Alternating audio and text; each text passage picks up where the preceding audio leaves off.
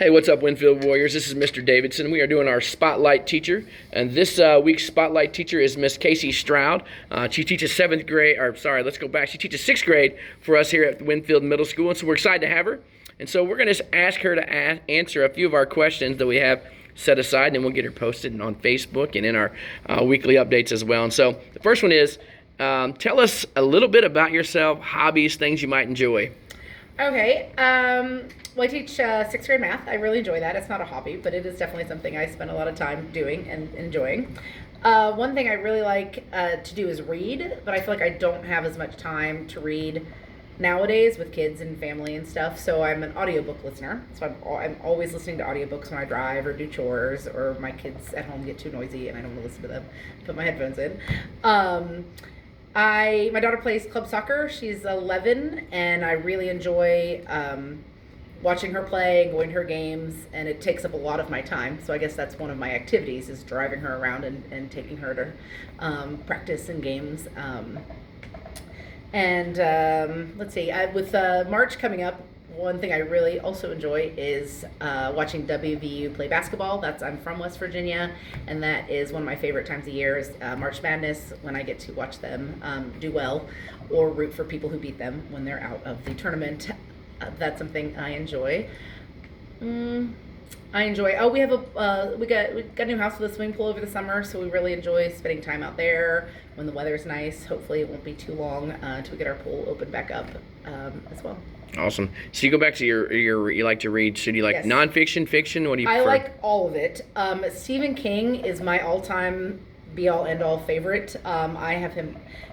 I'll talk about him later in one of the questions. But Stephen King is my favorite.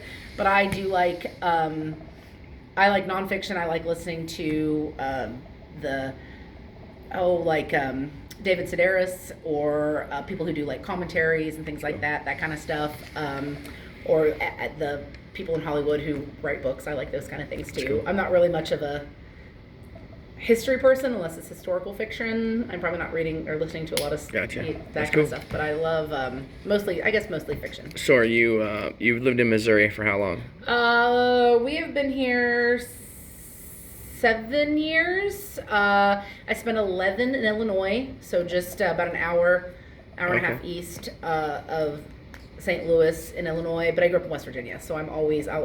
Gotcha. Well, hopefully at some point we'll convert her to MIZZOU, and we'll see how that goes for the future. I will say my daughter's already talking about going there. So we'll see, but. So tell me about someone or some people or people that's your hero and kind of why they're your hero. This one's kind of tricky, but I would say my grandmother, my dad's mom, is somebody in my life that she was a big part of our life. She was a teeny tiny little lady. I don't think she ever hit 5 feet tall, but she was a big presence. She was very, very, I never heard her yell. I never heard her raise her voice, but that woman knew how to get things done. She was just a really neat lady when you look at her life and the things she accomplished and where she came from.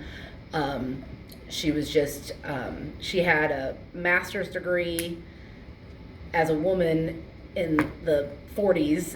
You know, she grew up on a farm in West Virginia. She was the 10th child. They all went to college except for the very first one, so they each put the next one through college.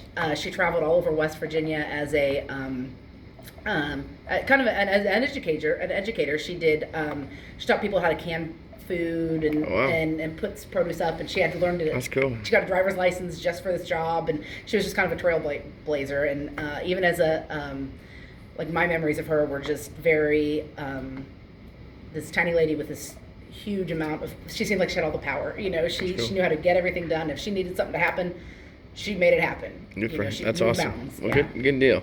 If you could choose anything to do for a day, what would it be? Oh, it'd be hang out with Stephen King. That was my. I would love to spend the day with Stephen King and have a meal with him and talk to him. And I don't know how I can't even imagine how he comes up with all his ideas. But I think he would be a really neat opportunity. For sure, I would agree to that. So if anyone knows Stephen King, send him my way.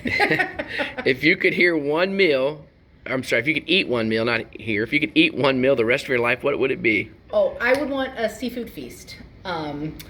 crab and shrimp specifically, but all the seafoods, fish and all of them, fantastic. And probably some really good bread and creme brulee for dessert. That would be my my meal forever.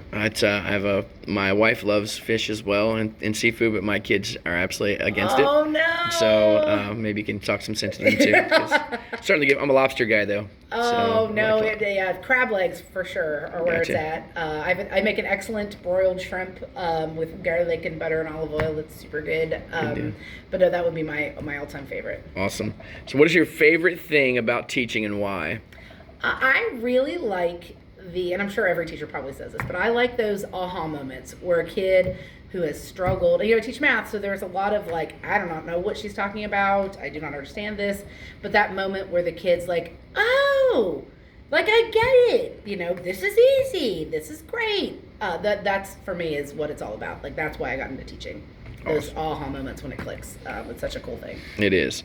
Do you wish or hope for your students when they walk out of your class?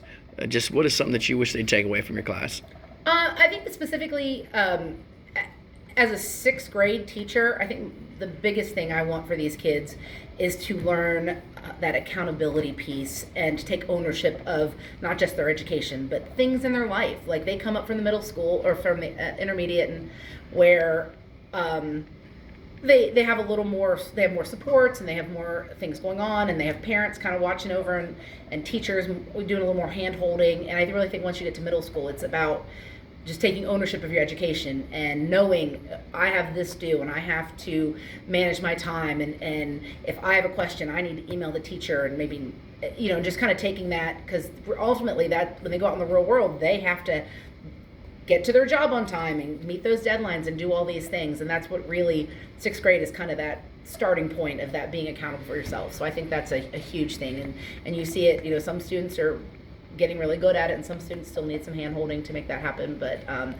ultimately that's what I really want for them, is just that accountability piece. Awesome. Anything else that you want to share or want to anybody to know? I don't think so. I don't know. If you look at my I think my Stephen King's my favorite. WVU, West Virginia is where my heart is. Those are my Awesome. big things. Yeah. Well, we appreciate you and thank you, and we'll get you posted. Awesome.